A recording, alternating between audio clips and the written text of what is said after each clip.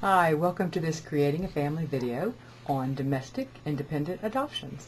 I'm Dawn Davenport. I'm the director of the nonprofit Creating a Family. We provide independent resources and support to those involved with infertility or adoption. The first thing you need to know when we talk about domestic independent adoptions is that state laws govern domestic adoptions, which means, from a practical standpoint, that you have 50 different laws depending on where the child is born and what state you live in. Actually 50 plus, because the territories always have their own laws. In most states, you can adopt through an agency or through an adoption attorney or through an attorney. Some states require that you use an agency, and some states prohibit adoption attorneys from locating birth mothers. But in other states, that is allowed. Some attorneys offer the full range of services that agencies offer, and quite frankly, some don't. And the only way to know is to ask.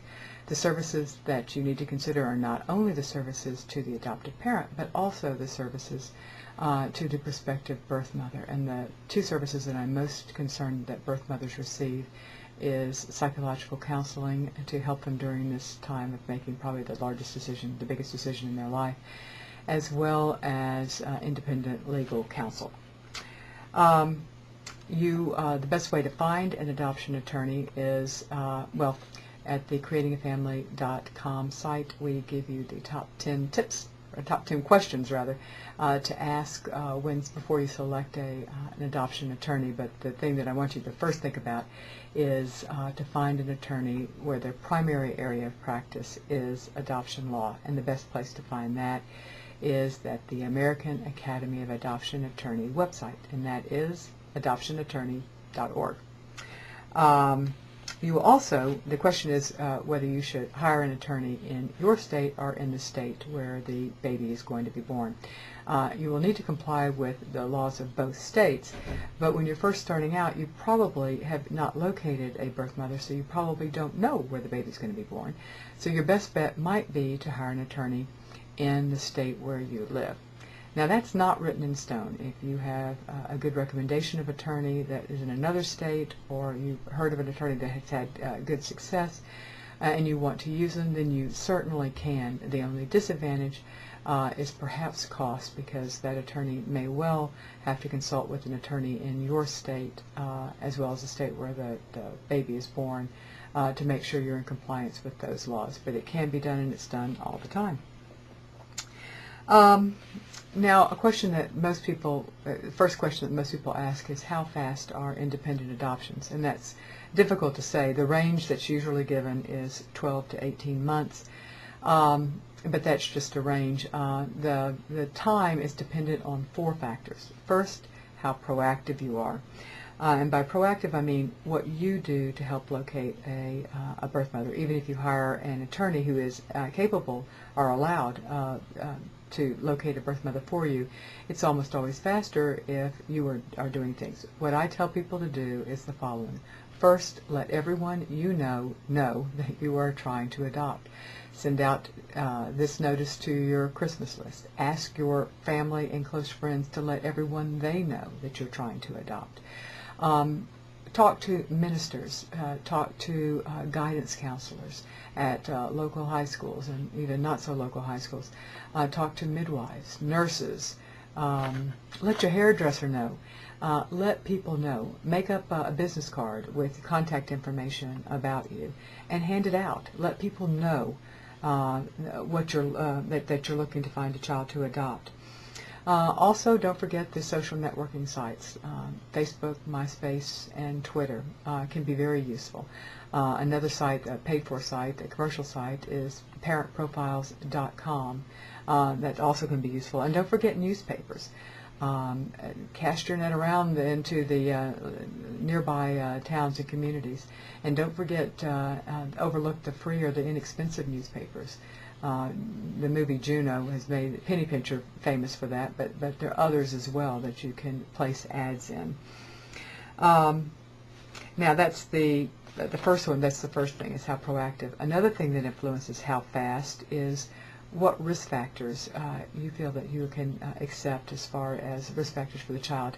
And the risk factors that I see most common are alcohol and drug exposure during the pregnancy, as well as a history of mental illness.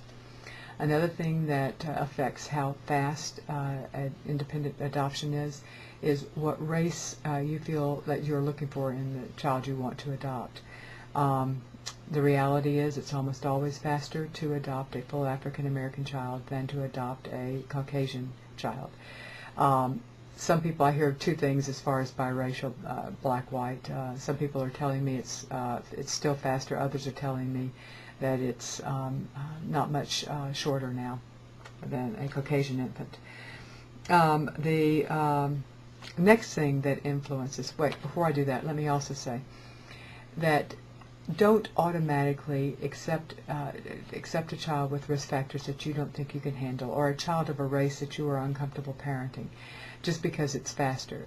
Parenting is a lifetime commitment, and a couple of months in the front end really won't make that much difference. So you really should think clearly through the risk factors and the racial issue.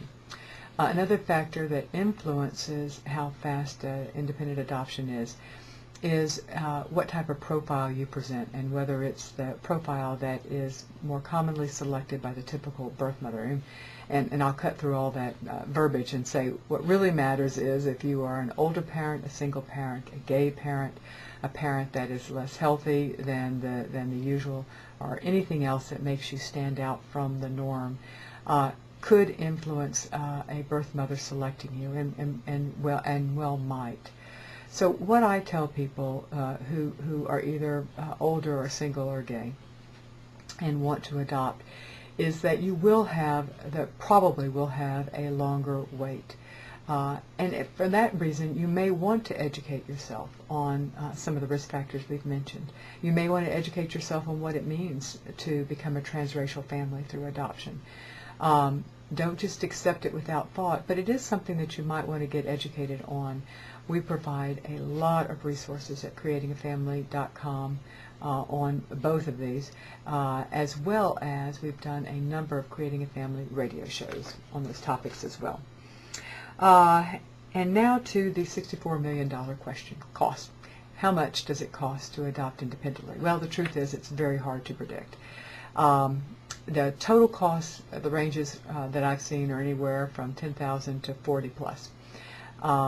And the more typical, probably the usual range is probably between $20,000 and $25,000.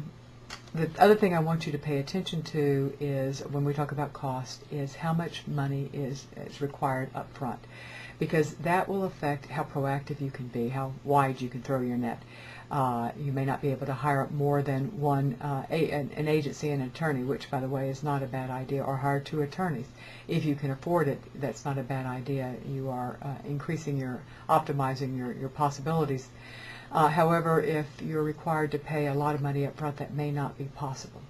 Another thing to consider on cost is what I call at-risk cost, and that is money that you will lose if a birth mother changes her mind prior to her being able to consent to the adoption. We talk a lot about what that means, but just from a cost standpoint, that's primarily influenced by money spent for birth mother living expenses and money spent on medical expenses. There are ways to reduce those costs.